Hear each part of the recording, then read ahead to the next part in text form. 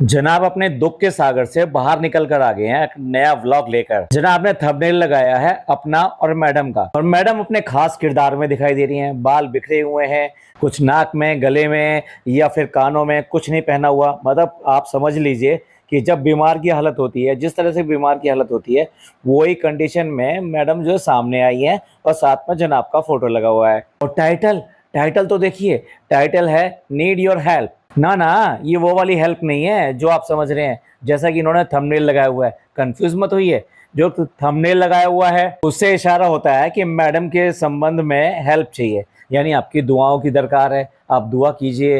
यानी कि मैडम की तबीयत खराब है, मैडम की तबीयत खराब होने का शंका है, कुछ शक है इन्हें। पर जहां तक मुझे लगता है, जो इतने दिन से इनके व्लॉग देख रहे हैं, उनको साफ साफ पता लग गया होगा कि ये सिर्फ प्रैंक के अलावा कुछ नहीं है, एक नौटंकी के अलावा कुछ नहीं है। जनाब ने निशाना कहीं और मारा है और बात कुछ और करी है। जनाब थंबनेल से कोई और इशारा कर रहे हैं और टाइटल से कुछ और इशारा कर रहे हैं। दोनों जो है मिक्स नहीं है, जैसा कि आप समझ रहे हैं। क्या करें, अब ये तो इनकी आदत है इस तरह के क्लिक बैट खेलना। चलिए बता देते हैं बेचारे जनाब के बारे में कि उनको किस तरह की हेल्प चाहिए। ना तो उन्हें कोई कंप्यूटर में आपकी हेल्प चाहिए, ना ही कोई टेक्नोलॉजी में आपकी हेल्प चाहिए। असल में समझिए, जनाब बिल्कुल बिखर गए हैं, टूट गए हैं। अब उन्हें समझ में नहीं आ रहा आगे करें तो करें क्या, कि आगे व्लॉगिंग कैसे करें, व्लॉगिंग में क्या कंटेंट डालें जिससे कि उनके व्यूअर्स वापस आएं और उनके सब्सक्राइबर बढ़ें। कर दो ना, प्लीज कर दो ना, 4 मिलियन कर दो। लोग कह रहे हैं नहीं करेंगे, हम तो तुम्हें देखना भी पसंद नहीं करते। जनाब मेरी बात मानोगे, सबसे पहले तो जितने व्यूज हैं ना आज की डेट में, 1 मिलियन है ना, इसे रोक कर दिखाओ। अगर ये वाले व्यूज रोक सके तो अपने आप ही जो आपके 4 मिलियन होने हैं, यानी आपके सब्सक्राइबर की संख्या बढ़नी है, वो उसके बाद बढ़ेगी। लोगों को अगर इंटरेस्ट आएगा तो लोग जो देखना शुरू करेंगे। ये नहीं कि कभी आपका 1 मिलियन हो गया, कभी नहीं हुआ। पहले जो अभी आपके पास में हैं उनको रोक कर दिखाओ। अच्छा देखिए, ये वही लोग हैं कि एक टाइम में इतने एरोगेंट हो गए थे कि आकर अपने व्यूअर्स को गेट लॉस्ट, हमें आपकी जरूरत नहीं है, हमें ऐसे व्यूअर्स की जरूरत नहीं है, मत देखा करो हमारे व्लॉग। तो आखिरकार वो चले गए, गेट लॉस्ट हो गए, नहीं देखना शुरू कर दिया उन्होंने, आपके सब्सक्राइबर भी कम हो गए। और आज ये हाल है कि आकर भीख मांग रहे हैं। जिस तरह से आकर दुआ मांगने के लिए कहते हैं, उस तरह से आके भीख मांग रहे हैं कि भाई आप मुझे छोड़कर मत जाना, ना ना तुसी ना जाओ, मैं तुम्हारा वही बच्चा हूँ, मुझे छोड़कर ना जाओ। और आप बताइए कि मुझे कैसे व्लॉग बनाना चाहिए, मुझे क्या दिखाना चाहिए, मुझे प्रैंक डालना चाहिए? नहीं नहीं, प्रैंक तो मैं नहीं डालूंगा। नहीं, डालो डालो, प्रैंक करो। अपनी जो है बीमार वाइफ के साथ में प्रैंक करो, अपनी माँ के साथ प्रैंक करो, जैसे कि चालू और ये सब लग गए थे प्रैंक करने के लिए। और प्रैंक किसके साथ कर रहे हैं? अपने बूढ़े माँ बाप के साथ में। शर्म आनी चाहिए प्रैंक के नाम पर भी। चलिए प्रैंक नहीं कर सकते तो खुद मुंह से बोल दिया कि बच्चे को दिखाओ। आप सब लोग मुझसे कहते हैं कि भाई कुछ भी डालो, कुछ भी डालो, और कुछ नहीं तो बच्चे को दिखा दो। यानी कि इनडायरेक्ट वे में जनाब मान रहे हैं इस बात को कि बच्चा उनके लिए कंटेंट है, और लगातार बच्चे को दिखा दिखा के भी अब उन्हें समझ में नहीं आ रहा कि बच्चे का क्या कंटेंट डालें और जिससे कि इनकी व्लॉगिंग चले। भाई इतने टूटे हुए क्यों हैं, आप समझ पा रहे हैं? इतने टूटे हुए इसलिए हैं कि एक इनको जो दूसरा सहारा मिला था, यानी जो प्रोजेक्ट मिला था जिसके लिए मीटिंग्स चल रही थी, मीटिंग पे मीटिंग चल रही थी, लेकिन रिजल्ट कुछ नहीं निकल के आ रहा था।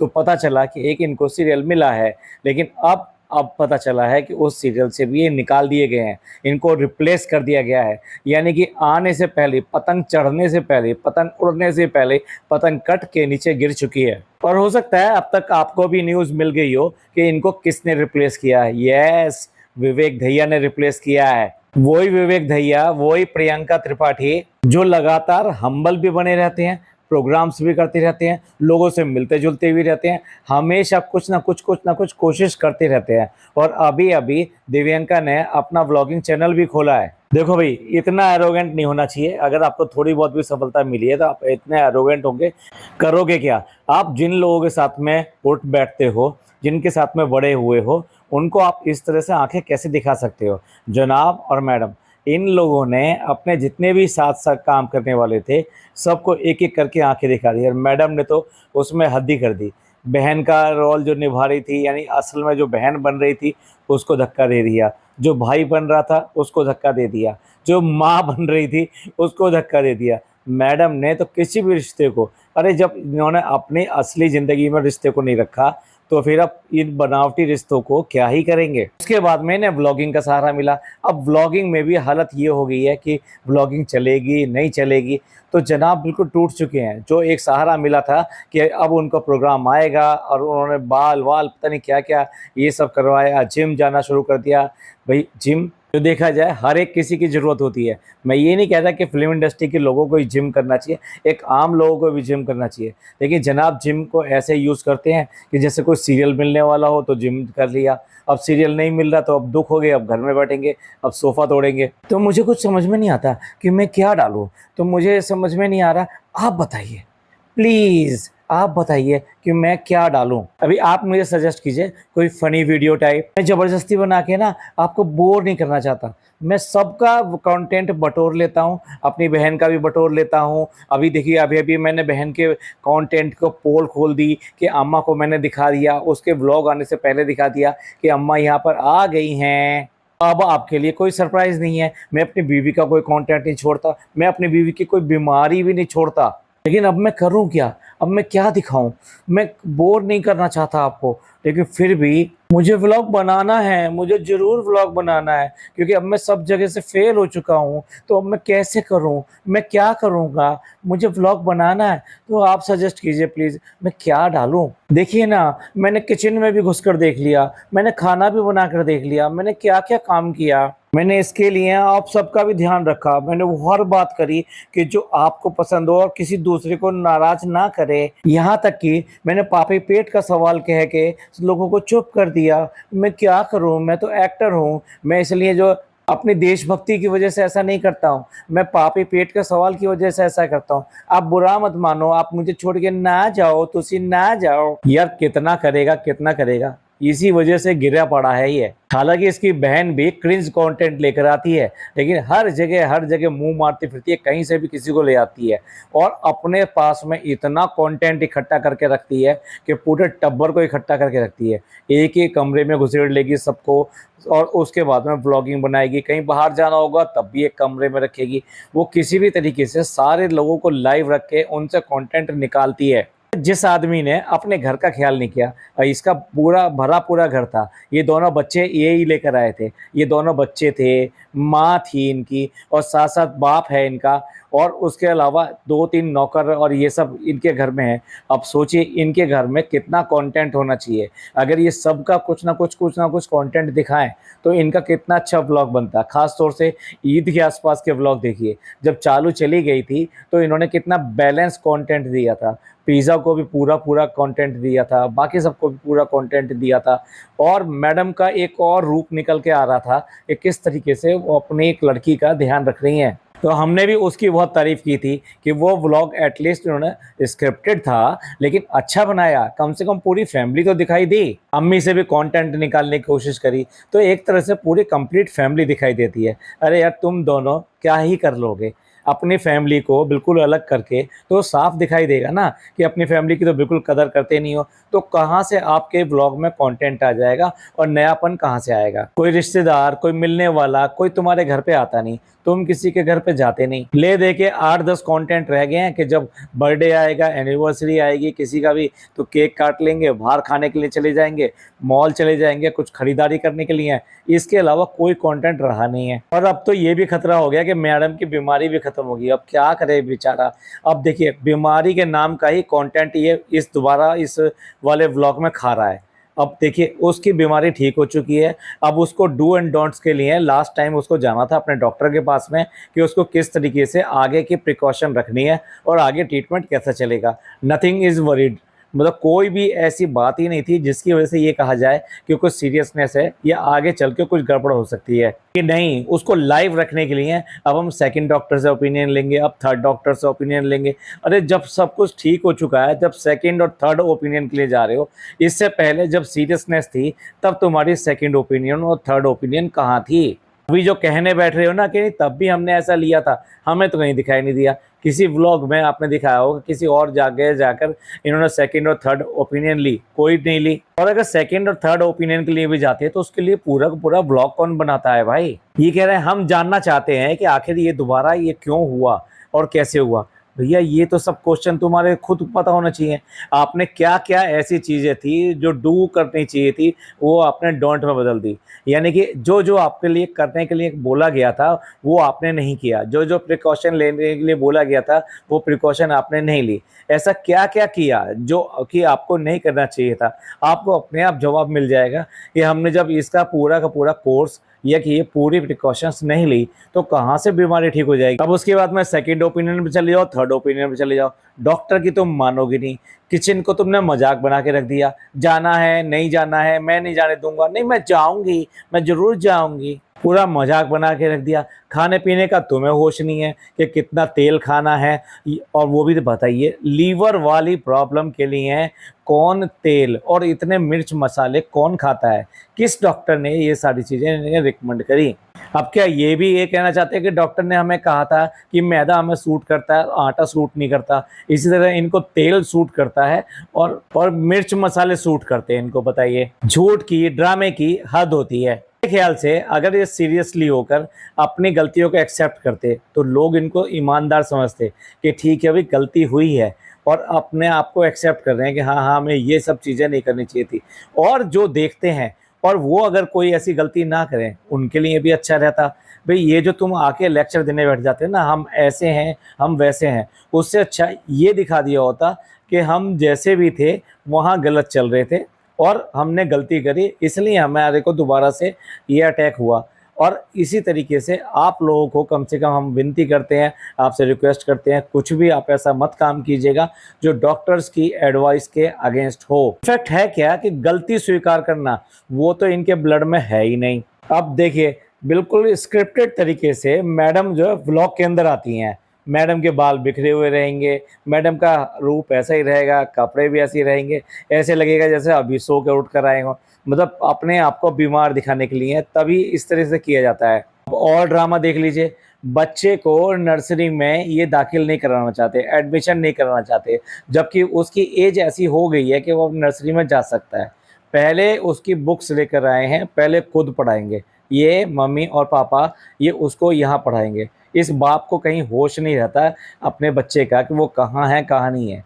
जिन दिनों मैडम का मास्टर शेफ चल रहा था वो बच्चा पूरे पूरे दिन धूल मिट्टी में पड़ा रहता था, इस बंदे को बिल्कुल ख्याल नहीं आता था। घर पे सोफा तोड़ने को तैयार, लेकिन अपना बच्चा नहीं रखा जाता था। वो आज जो है बच्चे की वो तलब दिखा रहा है कि हम सारा दिन हॉस्पिटल गए और हम अपने बेटे से नहीं मिले, पता नहीं कैसा होगा। मतलब कंसर्न दिखाने के लिए तेरे को सिर्फ व्लॉग ही मिलता है, बच्चे का कंसर्न दिखाने के लिए। इसी तरीके से बच्चे का कंसर्न दिखाने के लिए कि भाई उसको हम पढ़ाएंगे, बुक्स आ गई हैं, बुक्स को पढ़ाएंगे। तो भाई फिर अगर तुम इतना ही पढ़ाना जानते हो तो केजी के बाद में, सॉरी नर्सरी के बाद में केजी फर्स्ट वो सब यहीं पढ़ा लेना। और ऐसा कौन ही करता है? मतलब क्या मैसेज देना चाह रहे हो कि अपने अपने बच्चों को फर्स्ट क्लास के लिए स्कूल ना भेजें और वो पहले घर पे पढ़ा लें, उसके बाद में स्कूल में भेजें? खुद तो दोनों माँ बाप पढ़े लिखे हैं नहीं, मतलब ड्रॉप आउट हैं, और बच्चे का भी ऐसे ही करने जा रहे हैं। टेबल पर इतना सारा सामान लेकर बैठे हैं, बुक्स वगैरह पड़ी हैं, तो वहाँ मिठाई के भी 3 डिब्बे रखे हैं और ख़ास तौर से रागी के लड्डू, मतलब दिखा रहे हैं कि इस बात के लिए कि हम कितने कॉन्शियस हैं हेल्थ के लिए। दूसरी तरफ इतना तेल डलेगा वो इनको एक्सेप्टेबल है। और नान खटाई भी खाएंगे तो वो आटे की नहीं खाएंगे, वो जौ की खाएंगे। भैया कितना हेल्थ कॉन्शियस है। अब बच्चे को फेयर डील का मतलब भी पता है, जिसके ऊपर मैडम जो इतना दांत फाड़ फाड़ के हंस रही हैं। बच्चे से कैसे बुलवाया, क्या बुलवाया, बच्चे को पता भी है फेयर डील क्या होती है। मैडम पहले तो खुद ही पता कर लो कि फेयर डील होती क्या है। सिवाय बेईमानी के और तो कुछ किया नहीं है। अब इस समय फेयर डील की बात कर रही हैं। अब इसके बाद में बाप आ रहा जस्टिफाई करने के लिए, हमने डिसाइड किया है। भाई तुमने कैसे डिसाइड किया? तुम क्या एजुकेशन पॉलिसी डिसाइड करते हो अपने देश की? तो तुम्हें कैसे पता? मतलब ये जो एजुकेशन सिस्टम लगाया गया आप उसके अगेंस्ट जाना चाहते हो? आप कोई नया एजुकेशन सिस्टम फॉर्म करना चाहते हो? जिस बंदे को घर में 4 बटन बंद नहीं किए जाते, कमीज के ऐसे खोल के रखता है कि जैसे अभी शूटिंग हो रही हो, पता नहीं कौन सा इस तरह का रिलेवेंट रोल कर रहा हो। एक ताबीज डाले रहता है गले में, कभी तो वो दिखा देता है ऊपर डाल के चल देता है और कभी वो अंदर डाल के चलता है। ये आदमी ये छपरीपना दिखाकर ये बच्चे की एजुकेशन कैसे होनी चाहिए ये उसके ऊपर लेक्चर दे रहा है। तो हमने इसकी बुक्स मंगा ली हैं, बुक्स तो ऑक्सफोर्ड से अपने लिए भी मंगा ले, तुम भी पढ़ लो यहाँ पर बैठकर। नए तरह का एजुकेशन सिस्टम है, तुम्हें भी पढ़ना चाहिए, बच्चा भी पढ़ जाएगा। तुम भी नहीं पढ़े हुए हो तो कम से कम बच्चे के साथ में तुम्हारी पढ़ाई भी हो जाएगी। अब बच्चे की पढ़ाई की बात चल पड़ी है तो अपने स्कूल के दिन याद आ गए कि हम कैसे स्कूल जाते थे, जिस स्कूल जाने से कैसे बचा करते थे, बहाने लगाया करते थे, रोया करते थे। वो सारी चीज़ें बच्चे के ऊपर बता रहे हैं कि बच्चे को पता चल गया कि ये स्कूल जाना है तो वो कह रहा है कि फेवरिश हो गया। मतलब क्या दिखाना चाहते हैं, बच्चे में क्यूटनेस तो बहुत है, अब बहानेबाजी और इस तरह की लापरवाही ये सब भी आ गई है बच्चे के अंदर। इतने छोटे से बच्चे की क्या क्या चीजें दिखाओगे, नौटंकी पर नौटंकी दिखाओगे, उसको हेल्थ कॉन्शियस बताने की कोशिश करते हो। कभी कहते हो कि वो आइसक्रीम का इतना शौकीन हो गया है, कभी कहते हो वो ऐसे ऐसे वर्ड सीख गया है। फेयर डील, इस फेयर डील का मतलब तो बहुत लोग नहीं बता सकते, अगर जानते भी हैं तो सही के तरह कैसे यूज करना नहीं करते। देखिए ये सिखाने वाली बात ही तो है। बच्चे अधिकतर घरों में कैसे बॉल करते हैं, वो ऐसे ही खड़े होकर बॉल फेंक देते हैं, लेकिन नहीं, इन्होंने सिखाया है कि जो बॉलर जो होता है ना वो बिल्कुल लिटरली जैसे बॉल करता है वैसे बॉल करना। तो मैं वहां से भाग कर आना है और फिर उसके बाद में बॉल को शूट करना है। बिल्कुल नहीं लग रहा कि बच्चा अपना बचपन जी रहा है, अपना बचपन खेल रहा है। ये सिर्फ और सिर्फ उसके बचपन को मॉड्यूलेट कर रहे हैं। उसको मॉड्यूलेट भी नहीं कहना चाहिए, मैनिपुलेट कर रहे हैं कि उसका बचपन ऐसा है। वो आज ही देखो इसी समय इस एज में एक बॉलर बन चुका है, एक गिटार बजा के गाने वाला बन चुका है, गाने का पूरा स्टैंजा सिखा दिया। थोड़ी देर में उस गाने की जो एक्शन है ना, जो जो की स्टेप है वो भी करना सिखाएंगे। ये बच्चे को बच्चा नहीं रहने देना चाहते, बाकी सब कुछ बना देना चाहते हैं। अब ये बताइए, बच्चे को इस तरह से डरा के कौन स्कूल भेजता है कि भाई आप जो अकेले जाओगे, अकेले बिल्कुल अकेले जाओगे, मतलब कोई साथ में नहीं होगा। उसके बाद में वहाँ पे स्कूल में नन्ना भी नहीं होगी, दद्दा भी नहीं होंगे, मैं भी नहीं होऊंगा, ये भी नहीं होगा, वो भी नहीं होगा, तुम बिल्कुल अकेले हो गए। बच्चे को स्कूल में भेज रहे हो या डरावनी हवेली में भेज रहे हो? कौन ऐसे बच्चे को तैयार करता है कि स्कूल भेजने के लिए? बच्चे को ऐसे तैयार किया जाता है, बच्चे को लालच दिए जाते हैं, बेटा तुम स्कूल जाओगे, देखो कितने मजे आएंगे, तुम्हें नया नया बैग मिलेगा, नई तुम्हारी यूनिफॉर्म आएगी, इतने खूबसूरत लगोगे आप, नए शूज आएंगे, उसके बाद में एक अच्छी सी वैन आएगी, उसमें बैठ के जाओगे, उसमें तुम्हारी तरह से बहुत सारे तुम्हारे फ्रेंड बैठे होंगे और फिर वो आपको लेकर जाएगी स्कूल। वहाँ पे बड़ी प्यारी प्यारी क्यूट सी टीचर होंगी, तुम्हें गाना सिखाएंगी, डांस सिखाएंगी और बहुत सारी चीज़ सिखाएंगी। और बेटा देखो वाटर की बॉटल लेके जाओगे, इससे तुम पानी पियोगे और लंच भी लेके जाओगे, जो तुम कहोगे वो लंच में मिलेगा। कितना मजा आएगा। अब आप ही बताइए, जो मैंने तरीका बताया सभी लोग इसी तरीके से अपने अपने बच्चे को स्कूल भेजते हैं। ऐसा कह के कोई स्कूल नहीं भेजता कि जाओगे तो तुम अकेले हो जाओगे, तुम्हें डर लगेगा, तुम्हें कोई संभालने वाला नहीं होगा, तुम्हें घर का कोई भी आदमी नहीं दिखाई देगा। यार ऐसे कौन स्कूल भेजता है? क्या मैडम को भी ऐसे ही ऑपरेशन थिएटर में भेजा था कि तुम वहाँ कोई नहीं होगा, सिर्फ वहाँ पे डॉक्टर्स होंगे और उन सबके हाथों में बड़े बड़े छुरे होंगे, वह तुम्हारे को काटने के लिए तैयार होंगे, तुम्हारा ऑपरेशन करेंगे, ऐसे काटेंगे फिर वो खून निकलेगा। आई एम सॉरी, बहुत बुरा लगा होगा ये सब सुन के, मैं आगे से बताना भी नहीं चाहता। क्या इस तरह से लोगों के साथ में व्यवहार किया जाता है? ये कैसे लोग हैं? और फिर कहते हैं हमें कंटेंट दे दो, कि ऐसा कंटेंट दे दे भाई तुम तो किसी के लायक नहीं हो, लोग तुमसे नफरत करेंगे इन हरकतों के साथ में। अब जनाब और मैडम ने खुद ही स्क्रिप्ट लिखी है और मैडम हंसे जा रही हैं, बिना बात हंसे जा रही हैं। मुझे किसी बात पे हंसी नहीं आई, जितनी भी बात ये कर रहे हैं कि स्कूल में हम टीचर को बोलेंगे इनके लिए खाने के लिए मंगा कर रखे। क्यों भाई? वहाँ पे मतलब तुम जैसे वहाँ पे इलाज कराने गए थे और वहाँ खा खा के आ गए कि वहाँ की बालूशाही बहुत अच्छी होती है, वहाँ का मिल्क शेक और सॉरी स्ट्रॉबेरी शेक बहुत ही अच्छा होता है, मैडम को वहाँ की चाय बहुत पसंद थी। यार किस तरह के लोग हो? हॉस्पिटल के लिए खाना पसंद कर रहे हो, वो स्कूल भेजने की बात कर रहे हैं तो वहाँ पे भी खाना। ये क्या तुम्हारे दिमाग से खाने निकलते नहीं है क्या? देखिए कितने अच्छे माँ बाप हैं, बच्चे को पढ़ाने के सिखाने के लिए उसे लालच देते हैं कि वीकली टाइम पे यानी जुम्मे के टाइम पे तुम्हें आइसक्रीम मिलेगी, तुम अच्छा अल्लाह करोगे, अच्छा ये काम करोगे, अच्छा वो पढ़ोगे तो तुम्हें आइसक्रीम मिलेगी। बच्चे के साथ में ऐसा करना चाहिए। मतलब पेरेंटिंग की कोई अलग से क्लास लेकर आई है, तुम्हारी पेरेंटिंग, तुम्हारी साफ धज्जियां उड़ रही हैं तुम्हारी पेरेंटिंग की, और तुम बात कर रहे हो दूसरी की सुनी सुनाई बात को कि बच्चों को मोटिवेट करने के लिए इस तरह से इंसेंटिव रखने चाहिए। अरे वो इंसेंटिव जो रखे जाते हैं वो दूसरे केस में रखे जाते हैं, तुम आज से ही उसके इंसेंटिव डिसाइड कर रहे हो। अब एक बच्चे को बहाने से ड्रामा करके ये दिखाने की कोशिश कर रहे हैं कि बेटा तुम्हारे पापा अच्छे नहीं है या तुम्हारी मम्मा अच्छे नहीं है। आज जो है पापा ने अच्छी चीज़ लाना चाहते थे लेकिन मम्मा ने मना कर दिया, मम्मा कह रही है पापा नहीं लेके आए, देखो पापा कितने खराब है, करो ड्रामा। और अभी अभी फेयर डील का ये एग्जाम्पल दिखा रहे थे, और ये क्या फेयर डील है या क्या है ये? बच्चे को इस तरह से मैनिपुलेट करके ये बताना कि तुम्हारी या तो पापा खराब है या मम्मी खराब है। अगर दोनों में से किसी एक को भी खराब कह देगा बच्चा तो इनको ठंडी पड़ जाएगी, तब इनको सही लगेगा क्या? यही पेरेंटिंग है इनकी। एनीवे, इनका ड्रामा शुरू हुआ था इस बात से कि भैया किसी भी तरीके से इनकी व्लॉगिंग चलनी चाहिए।